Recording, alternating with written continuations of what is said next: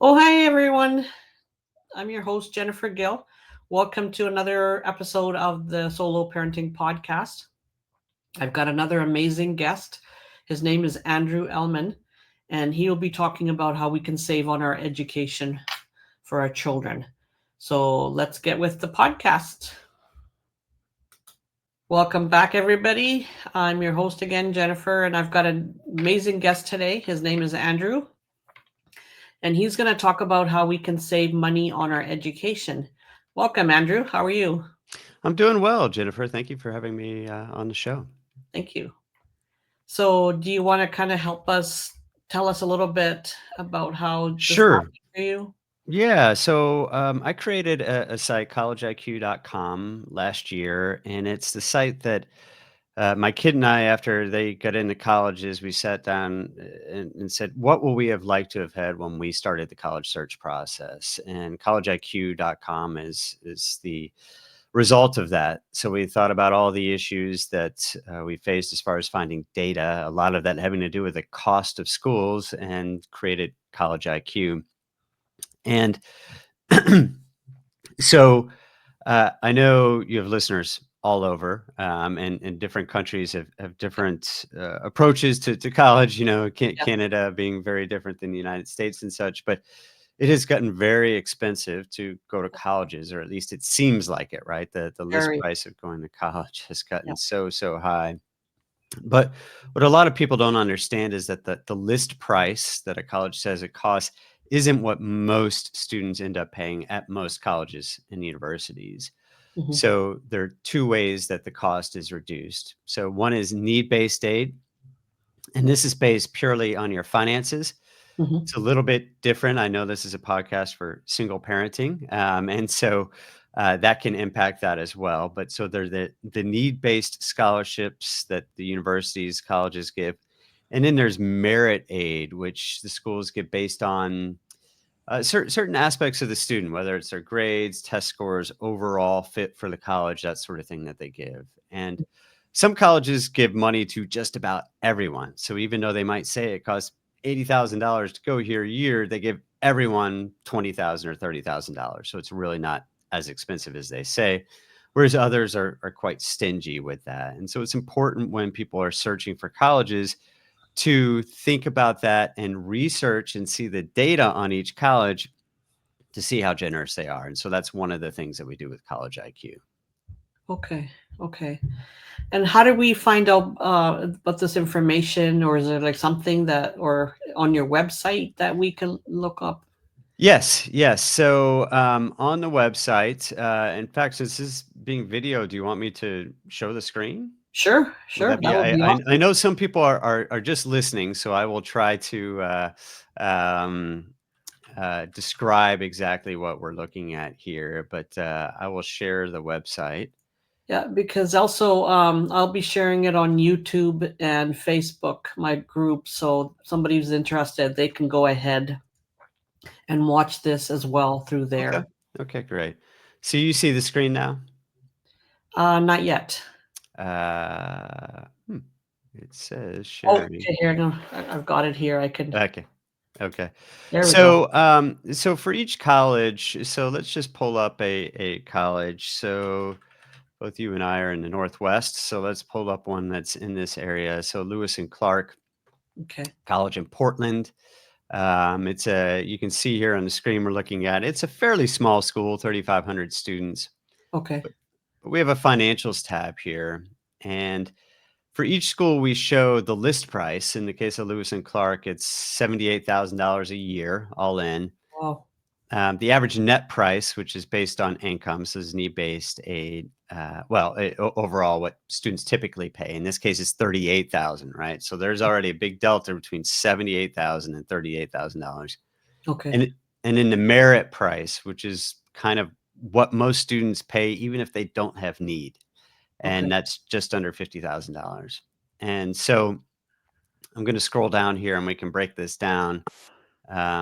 So first of all, you can see the overall cost here. Tuition is 62,000 of that 78,000, and then room and board. Those are the two big expenses that people need to think about for college are the Yeah. tuition and then the Yeah. room and board being basically your dorm and food. Hmm. And so those are typically the two biggest parts of your tuition bill. Um, and so I'm scrolling down further and we have the net price by income. So this says for families that earn a certain amount of money, this is how much the student typically pays or on average pays to go to the school.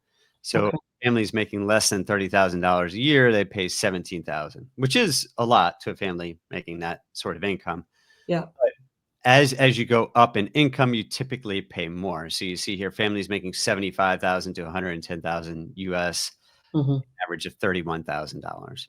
So it just kind of shows you that based on income levels, you are getting a certain amount of scholarships, need-based scholarships that decrease the cost of attending.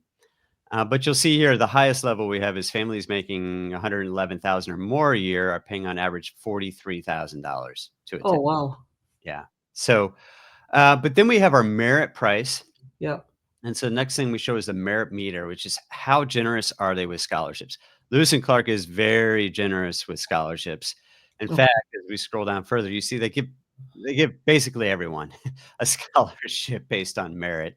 Nice. So it says 97% here. I think it's really 100%. Maybe that has something to do with international students or something, but their average scholarship, even if you don't have need, Yeah. is over $28,000. And so that's where we get to the merit price, which is $49,800. So even if you don't have any need, even if you make all the money in the world, they're going to give you a scholarship on average that's going to take your price down to about $50,000 a year, including room and board and everything to attend. So this shows that the sticker price that a college charges isn't necessarily what they charge most students. Um, Okay. does that make sense? Do you have any questions on what I've shown you so far? Yeah, like for somebody that's interested in scholarship, like how Mhm. would they one go about like getting it or even finding this information? Like would they have to go to the school and then find out? Like, Yeah, great question. So each school does this a little bit differently. So need-based aid, typically what you'll do as a student is you'll fill out the FAFSA, which is the form. I'm forgetting the acronym. Basically, it's what you fill out. It's a government form okay, that is, where you put your income and your assets. okay, And if you are a single parent, there are rules about which parent fills that out based on kind of who provides the most financial support to the kid. okay. And you fill that out. And then other schools have this thing called the CSS profile, which Mhm. is much more in depth, Yeah. asking about much more about your finances. And that they'll typically have both parents, even if they're divorced, fill out. Or so so typically you fill those out, and that's what colleges use to figure out need-based aid. So that's looking at your finances. The government calculates a number called the student aid index that the colleges use. It's basically looking at a percentage of your income and a Hmm. percentage of your assets, so both the parent and the student. Hmm. And it's kind of a complicated formula, but the bottom line is they always think that you can pay more than families think they should be paying Yeah. based on their income. So it's still a little bit of shock there. But that's the need-based side. The merit-based side, some schools still want to see that. Well, most schools keep that separate, right? There's the need-based aid and then the merit-based aid. And merit-based aid, some schools publish a chart, a handful of public schools, Hmm. I think Arizona, Kansas, publish a chart that says if you have this GPA or this class rank and this test score, we will automatically give you X amount of dollars per year.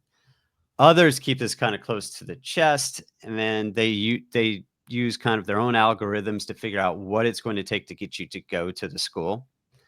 Because keep in mind that most schools, even though you keep hearing about it's hard to get into, Yeah. most schools are still trying to find enough students to fill all their seats, right? So most schools are not super competitive like the Harvards, the Yales, and Vanderbilt, and even some of the popular public schools like Michigan and Texas. So they try to figure out how much it's going, what they can do to incentivize you to come. In Hmm. fact, there's been some news recently, Syracuse and New York, they didn't get as many students to accept their offers this year as they expected. So they went back and offered more money to students. and it becomes a negotiation, right? And there are other schools like this too, where if you aren't happy with that initial offer, you can go back to them and say, "Hey, I'm very interested in your school, but I'd like more money, or I need to find a way to make this work financially." And Okay. there are two sides to that. There's the financial aid office giving you aid, and then there's that merit scholarship portion of potentially negotiating for more of that. Hmm. So it can become a negotiation. It depends on where you're looking at schools. So let me show another one here. Still looking at the screen. Okay. So we're going to pull up Dartmouth, which Okay. is an Ivy League university, um, and their admissions, by the way, 6% acceptance rate. So very hard to get into. Yeah. And you'll see their list price is about $88,000. Their average net price is actually pretty low at $17,000, but they Hmm. don't give any merit scholarships. And so what this means is that unless you have financial need, you're going to be paying that full price of close to $90,000. Wow. Yeah. So scrolling down here, you can see here if you make very little money under $30,000 a year, you're paying just a few $1,000s a year to go there. In Yeah. fact, this even shows negative. I'm not sure why, but it's basically very free or cheap up to $48,000 a year in income, and then it starts to go up a little bit there for those making 49 to 75, a little bit more for 75 to 110, and then once you get over that mark, Hmm. once you're into the six figures, you start looking at paying more of the full sticker price. So it really depends on the school. I'm going to stop sharing the screen here just so we can see better, but I'm happy to pull it back up. So it depends on the schools. And so this is when you're looking at schools, you need to keep in mind the ones that are hardest to get into, most popular. If you don't have financial need, then those are the ones that you're typically going to pay full price for. Okay. Okay. Once you move past those schools, then they start to get a little bit more generous. And so what I find is most people look at these top schools, Harvard, Yale, and then they look at the other 50 or 100 they've heard of, the big state universities, that sort of thing.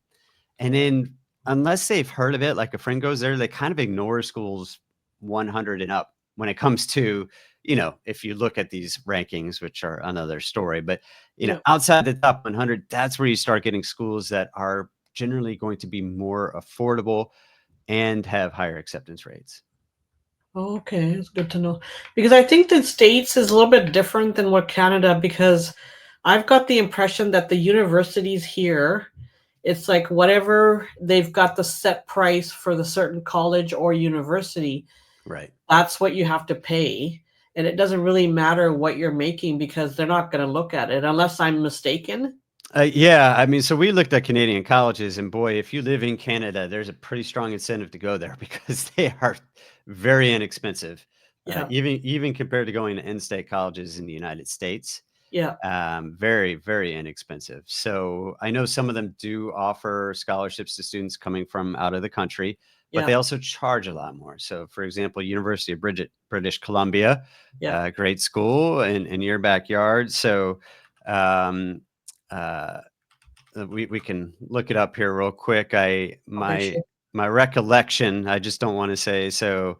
Um, so yes, for a domestic student, you're paying $6,000 to $7,000 in tuition each year, whereas Okay.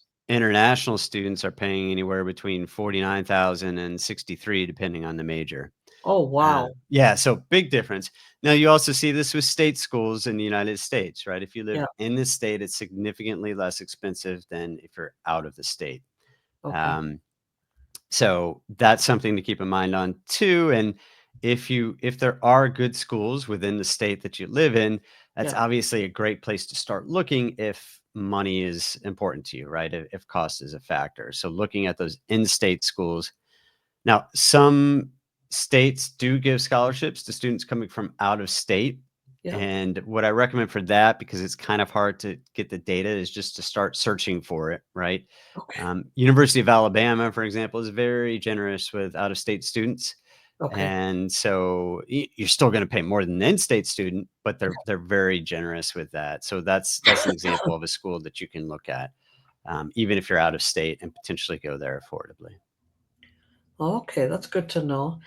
Because if I know a person who actually went to UBC and Mhm. did a major, but she had scholarships. I think, if I'm not mistaken, she went to UBC and she had all of her fees paid by scholarships. Mhm, mhm, So and I this guess was a that's Canadian resident? yes, yes, Yeah, yeah. So I'm sure there are programs there as well. I'm just not familiar with them because I focus mostly on schools in the United States. But yeah. I do know if you're in Canada, there's a really good reason, regardless of your income level, to look at those in country colleges, if you will. Okay, And so I think there are two main buckets of scholarships. There's this need base that the college gives. There's the merit that the college gives. There are, of course, external scholarships too. yeah, They can be very competitive to get, and you have to do things to apply for them. Most merit scholarships at most colleges, you don't have to do anything. It's just they judge your application to the school. Some of them do have either, hey, write an essay, or they'll invite you and say, you're a finalist for this prestigious award we have. Please submit an application. But okay, for the most part, you don't have to do anything. Whereas these third party scholarships, typically that's an additional application. And although that's okay, students are very busy applying to college when they yeah, be applying for these scholarships. So it's important to look at, what are the odds of winning that scholarship? And a lot of these scholarships get lots of applications. One yeah, place I would look is if one of the parents works for a company, is seeing if they have a corporate scholarship program. okay, That can be a great place to look for scholarships that, because they might only be open to kids of families that work at the company, it yeah. might be a little bit more restrictive, which means that the odds of winning the award could be higher. So that's one place I would look. Um, and then, there's always, when it comes to filling that gap between what a family can thinks they can truly pay and what the school thinks they can pay, there are things like getting a job on campus, that sort of thing. So there are lots of opportunities to close that gap. And then there are loans, right? And loans, of course, have gotten a bad rep Yeah. because a lot of people in previous generations got in well over their head. Yeah. And I will say it's harder for a student now than it was 20 years ago to just take out an unlimited loan. Okay. Typically, above a certain fairly small amount, they have to get a parent cosigner. And so it's not just the student making this decision. And so it does, students are not generally able to just, back when I went to school 25, 25 years ago or so, Yeah. it was, I could have taken out as big a loan as I wanted for any college I wanted just by signing my own name. And that's where people got into a lot of trouble because, especially at that age, you don't understand what it means to repay a loan. You don't understand how long it'll take. You don't understand if your major could potentially pay to cover that amount. And so it's really something that an adult should be involved in the decision. And Mhm. now that's much more commonplace as a parent cosigns on the loan. So when you say co-signing a loan, is that like for student loans though? Yes, yes. So if you had a kid going to school, you would be co-signing. Let's say they took a $50,000 loan, you Yeah. co-sign, which meant that both the parent and the student were on the hook for that debt, right? So in the case that the student can't pay, the parent then has to pay. Okay, okay. Is that just only in the States then? Because I know for student loans in Canada, so if the student does take it student loan out, they are guaranteed, like they can file for bankruptcy or whatever they want to do, but they're still obligated to pay that student loan back. Yeah, I'm not sure in the United States that might still be the case, but even if the student filed for bankruptcy, the parent would be on the hook for the loan if they co-signed. Okay, okay. I gotta. Yeah, I'm just wondering, but the for yeah, I'm not 100% sure how that works across borders, but I would encourage families, and I know everyone's in a different financial situation, but I would encourage them to look at schools that, based on their financial situation, make the most sense. yeah, And so if you are a student that has lots of need, look at those schools that are very generous. I mean, some schools have come out and said, we will give you financial aid without loans. And in some cases, they're like, as long as your family makes less than $100,000, it's free, right? yeah. We'll cover everything. Now, Okay, that could change with some of the political changes in the United States because some of those schools that have been very generous get a lot of research money from the US government. Yeah. And as that's pulled back, depending on what happens there, the first thing to go is going to be some of that need-based aid, right? They're not going to be able to be as generous with low-income students as they have in the past. But there are schools, I think Dartmouth, I think Harvard, WashU, and St. Louis that have been very vocal about these programs that say if you make less than X, or if your Yeah. family does, Yeah. then you don't have to pay tuition. We will cover that cost. And so look for those schools. Look for schools that have a low average net price at your income level Okay. too. And all that information is on collegeiq.com for each school. Okay. And then look at those that kind of fit within the budget. One thing you can do on collegeiq.com is we have a search filter, and you can filter by cost.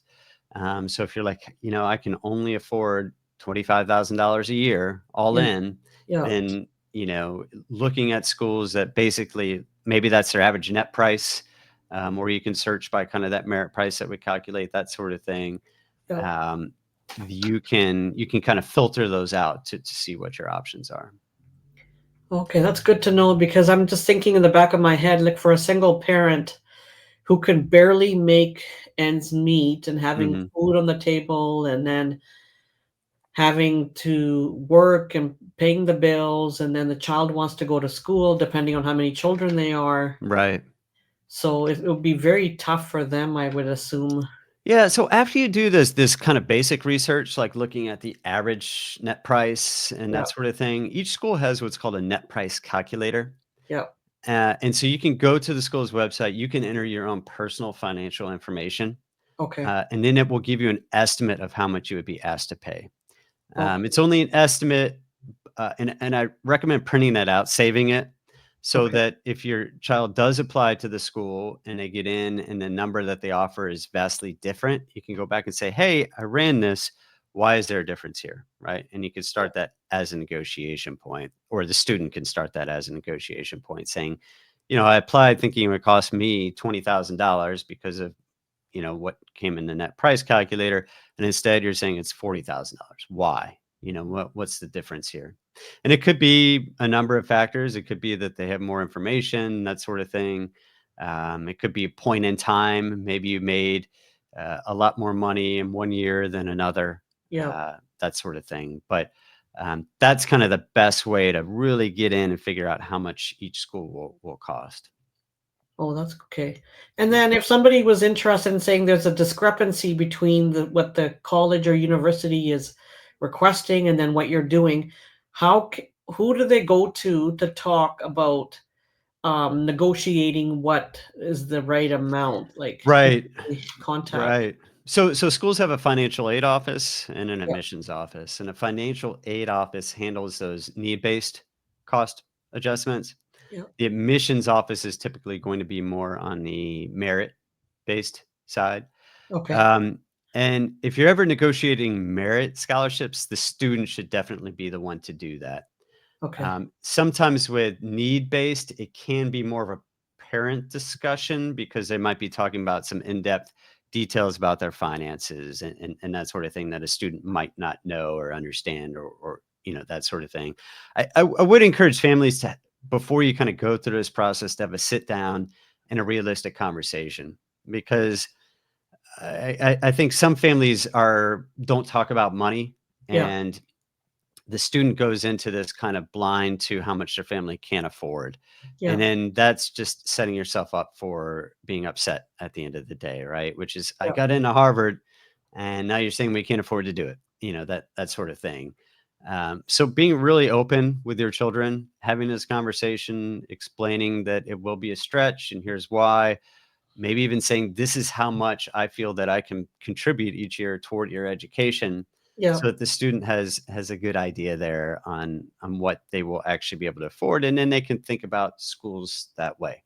Now again, just because a school says it costs $90,000 a year, that might not be what they charge, but Okay. you need to look into that. So let's say your family makes $200,000 a year, but they say, your parents tell the child, we can only contribute $40,000 a year, to your education.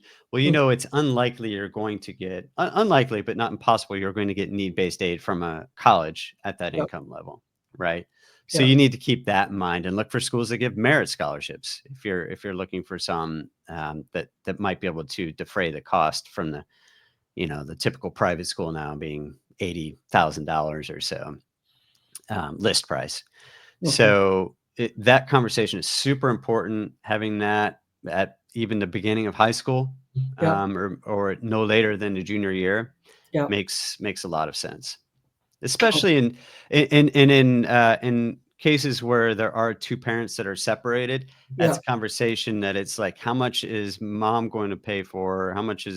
Well, how much is spouse one going to pay for? How much is spouse two going to pay for? That sort of thing, so Yeah. that the student gets a good idea of that. And unfortunately, I see lots of posts in Facebook groups and stuff where parent two said they were going to pay for X, but now they aren't, and they got remarried, and now and so that can be a challenge, which is just another challenge for kids of single parents, right? So the Yeah. more you can do to be open there, have that discussion, maybe even set aside that money in advance so there are no surprises.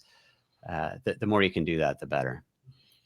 Okay, that's good to know because I was going to ask you about that because say the parents are divorced and then one parent says, "Okay, I can barely make it," but you can go ahead and ask the other parent like how much can they contribute, but then all of a sudden they get married and they're like, "Okay, we can't afford it anymore because we've got another child Yeah, yeah. coming and now we're stuck financially, but the Mhm, child really wants to go back to school and get an mhm, education." mhm, But mhm. the one parent that's paying for this is struggling. Right, right. And, if that parent has provided the majority of the financial support for the student over the past year or two, Yeah. then they might be the one that the school looks at Okay. their income, their assets, that sort of thing. Okay. It really depends on the situation there. But if a parent remarries and that's the parent filling out the FAFSA, they are usually going to look at their new spouse's income and assets as well. So that's Okay. something to keep in mind as well. So, Okay. That's good to um, know. maybe you would be getting a lot of need-based scholarships and you marry somebody who's making more money and then the need-based scholarships go away. So that's a conversation to have as well as a family, right?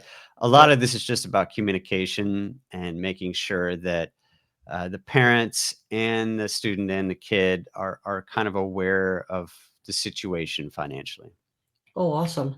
Thank you for sharing a lot of details. So if somebody wants to maybe connect with you and Mhm. get some more ideas, how can they reach you or is there Sure. The best thing to do, there's a contact form on collegeiq.com that goes directly to me. So okay. that would be a great place to start and take a look at that. And yeah, I hope the site can be helpful to people that are trying to figure out which college to go to and how much it will actually cost. That will be amazing that so for anybody that's interested, connect with Andrew and if you have any other questions, definitely connect with him because he can help. So thank you, Andrew. My pleasure. Thanks for having me on. You're welcome. So that was my interview with Andrew. I hope everybody learned a lot again. So the gift that I have, if you uh, click on my Stan.store, there's a free newsletter that you can get. And if you subscribe to it, you can also get a free ebook that I'll be giving it out shortly. And then what I will do is I will put the links in my bio here on my YouTube and my Facebook. And if you want some other questions or you got some questions that you need to get done or answered, please don't hesitate to contact me at jennifergill68@gmail.com. Thank you. And I will see you on the next podcast. Have a great day. Bye.